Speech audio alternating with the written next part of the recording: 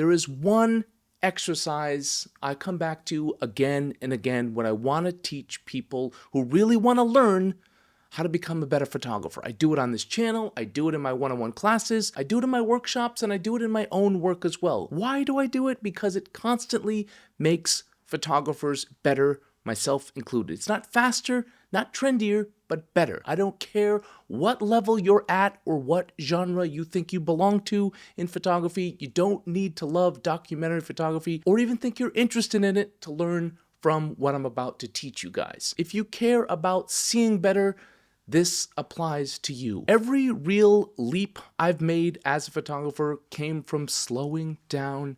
I know, weird for me to say because I talk fast, but slowing down and committing to a multi-image story. This started back in university, photographing college athletes and artists as part of my photo story class, and it carried through to my career right up into projects that I've done documenting the last 2 northern white rhinos. That growth didn't come from chasing single images, it came from staying put, committing to one story with multiple images. Think of this exercise as a learning space. That's very important, not a legacy project. This is not about making the best work of your life, but it's about helping you to eventually make the best work of your life, or at least help you improve in your overall photography skills. It's about experimenting with how you see and how you build a narrative, how you use light to create a mood, and how images can complement each other. It's about putting you in a position to succeed and to learn and to grow. Most importantly,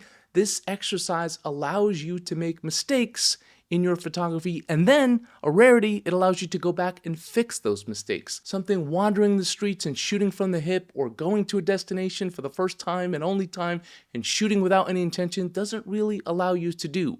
At least not like this. So don't put pressure on yourself with this exercise to succeed, but put pressure on yourself to finish. Professional photographers grow because we're forced into accountability. We have assignments, deadlines, access to negotiate, money that's being paid to us that we have to earn, light to wait for, and editors to answer to. Most amateurs don't have that structure, and without it, growth slows down. It's easy to give up. It's easy to not finish. It's easy to chase another picture when you didn't get the right picture that was right in front of you. So the constraint here is important. And this exercise creates that structure and hopefully creates some accountability. Think of this as like me being your editor. This is your assignment. And if you're going to listen anymore, you have chosen to accept it. Okay, the how, the assignment.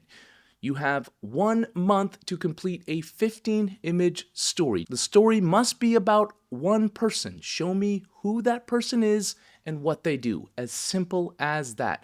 Then you're going to sequence those images so they actually tell a coherent story. And you've got 1 month to do so. So how do you do it? The simplified version of how I teach this in my one-on-one classes and in my workshop is start by finding an accessible subject. What do I mean by that? A friend, a family member, someone you're comfortable with, and someone that's comfortable with you. Think of this as a loose day in the life approach. And then choose someone that does something somewhat visually interesting, someone who makes something, builds something, moves, or works with their hands, a painter, a mechanic, a weekend athlete training for an event, a volunteer at an animal shelter, anyone doing something more than just sitting at a desk all day. Commit to photographing that person at least 1 day a week for a minimum of 1 hour. That's the bare minimum. More time always helps, but I get it. People have lives.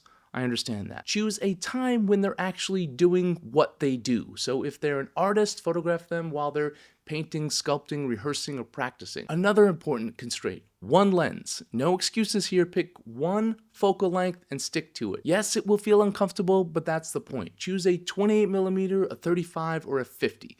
Nothing longer than that, nothing too wide. I don't want crazy distortion. I want you to be able to get a variety, but with 1 focal length. If you only own zooms, that's okay. Just lock yourself into 1 focal length and be honest about it.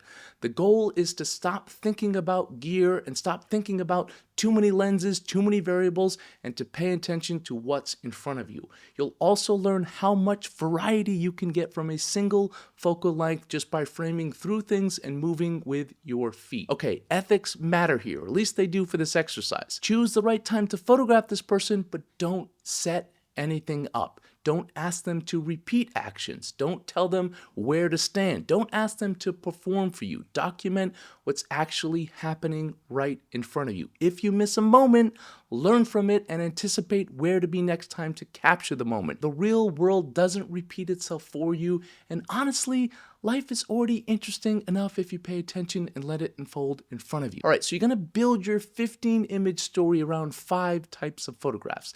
And I'll use my story about a woman named Monique who does sloth rescue in Suriname to sort of illustrate these 5 shots. The first type of shot is a scene setter, a wide shot showing where the person lives or works, or simply the space where they do what they do. I used a drone here for the story about Monique, but I don't expect you guys to use a drone, but the drone shot worked really well here because this was a story about sloth rescue and sloths losing their habitat to urban development, so the densely forested area is relevant to tell the story that I'm trying to tell. Second type of shot, details. Show us what they do through small revealing moments. Monique here, her dirty boots, drying in the sun with, yes, I got lucky here with, she owned a sloth tote. And so very lucky there, but the longer I'm there, the luckier I get on every single story. Or this shot of a claw reaching up onto the rail with a dark background. So the light is creating a mood and the detail is relevant to my story.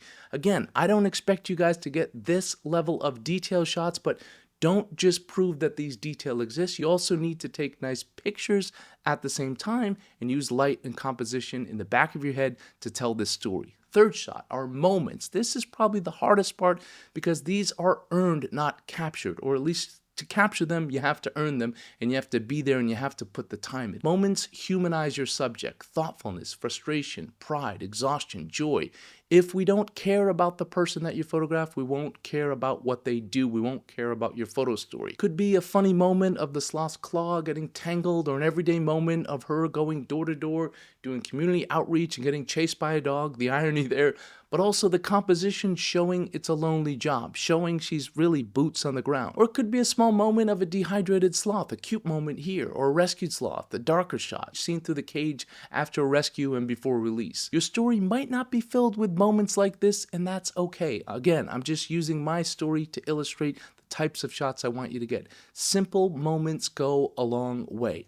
Fourth shot is process. This usually becomes a short sequence within your story, but most people tend to make this everything. So it could be, for Monique, it could be the rescue part. Going out at night when she's called to rescue a sloth, taking the sloth back to her center and doing a health check on it, then releasing that sloth into wild. That might be my sequence. That might be the most action and the most visual, and process shots usually are the most visually strong, but don't overdo it. 10 nearly identical action shots of someone doing the same thing will kill your story very fast. So be selective in your edit.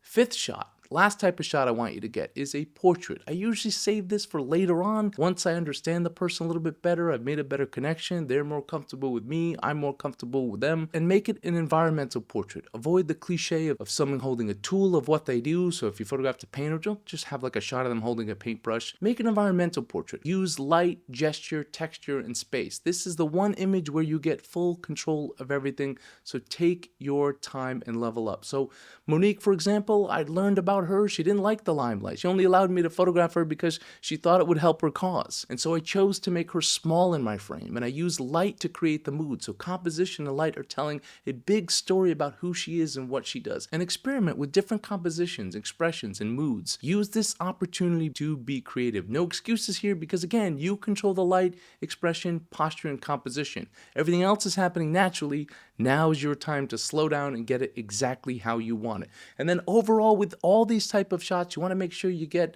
a mid, a tight, and a wide, but use the same lens so you're forced to move and think more. And you'll thank me later in your edit because you're not going to want every shot to be a wide shot. Or maybe a little sequence like with the sloth rescue. I need a wide, I need a mid, I need a tight. Maybe that exact moment was really interesting and I want to get 3 pictures in there, so I'm going to need variety. Now the editing and the review. This is just as important. After each session, review your images. Create a folder for that day's selects. Roughly like 10% 100% of what you shot. These folders let you track your progress and make sequence later on much easier. So before you go out and shoot each time, review your strongest images, review that folder and go through it honestly. What's missing? What could be better? Was the light wrong? Was the expression off? Was the focus missed? This is why we keep the story simple and repetitive, so you can look, observe, and then go back out and get it right the next time and learn something from that process. In street or travel photography, you rarely get a second chance. Here you do, so use it. And in the end, when you're doing the final sequence of your story, keep those 5 image types in your mind and start sequencing as you go. Maybe your scene setters are strong, but your moments are weak. Maybe your details feel obvious and boring, so you need to level those up. Identify the gaps, and each week shoot intentionally to fill them. And then when you're sequencing your final story, that's where you can also be creative. That's where you can also develop your style and grow as a storyteller. Maybe I want to start with a wide drone shot to bring you right to Suriname right away. Or maybe I want to start with something more intriguing that gets straight to the point, like the sloth in the cage. Or maybe you want mystery, so you lead with the detail and then open up with the sloth. Or maybe you reveal later on who the person is. There's so many different ways you can go with this. Be just as creative here as you are with your composition and the way you capture light. So this is exactly what I teach in my mentorship program. This is what I do with people one-on-one. They shoot each week. They work with me weekly. We review the images together and we build a plan on how they can improve. If you're doing this on your own, I get it. Not everyone has the budget to hire me or the time to commit to me, but if you're doing it on your own, commit to an hour each week to shoot and another hour each week to review and critique your own work. This process isn't easy. Expect boring and repetitive frames at first. That is completely normal. Trust the process and stick with it. Don't be harsh on yourself if your images aren't as meaningful or powerful as you expected. Remember, this is a training exercise. Take the wins of improving and learning something each and every single session you go out and shoot. This exercise will build patience. It will sharpen how you see light and composition, and it will teach you how to tell a story with intention. And that carries over to just about